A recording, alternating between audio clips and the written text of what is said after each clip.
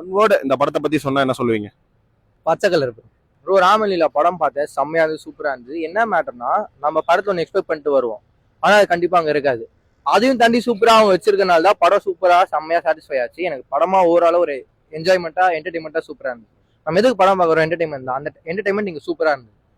படத்துல screen play மியூசிக்லாம் எப்படி ப்ரோ பண்ணிருக்காங்க? ப்ரோ ஸ்க்ரீன் பிளே சொல்லணும்னா, இது டெபியூ டைரக்டர் ராமச்சந்திரன் கண்ணன் சொல்லிட்டு டெபியூ டைரக்ட் பண்ணியிருக்காரு.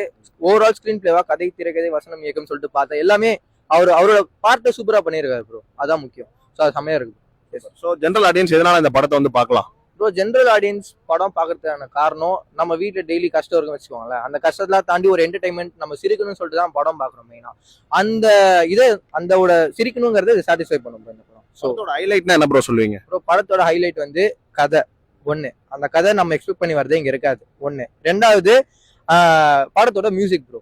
படத்தோட மியூசிக் அன்கித் மேனன் செம்மையா மியூசிக் போட்டிருக்காரு. த்ரூ அவுட் த ஃபிலிம் செம்மையா கேரி பண்ணனால படம் இன்னொரு செம ப்ளஸ்ஸாக இருந்தது. ஸோ கண்டிப்பா எல்லா தியேட்டர்ல இருந்து பார்க்கலாம், சூப்பரா. ஒன் வேர்டு இந்த படத்தை பத்தி சொன்னா என்ன சொல்லுவீங்க? பச்சை கலர் ப்ரோ. ஏன் அப்படி சொல்றீங்க? அது படம் பார்த்தா உங்களுக்கு தெரியும். ஓகே, எஸ், பாய்.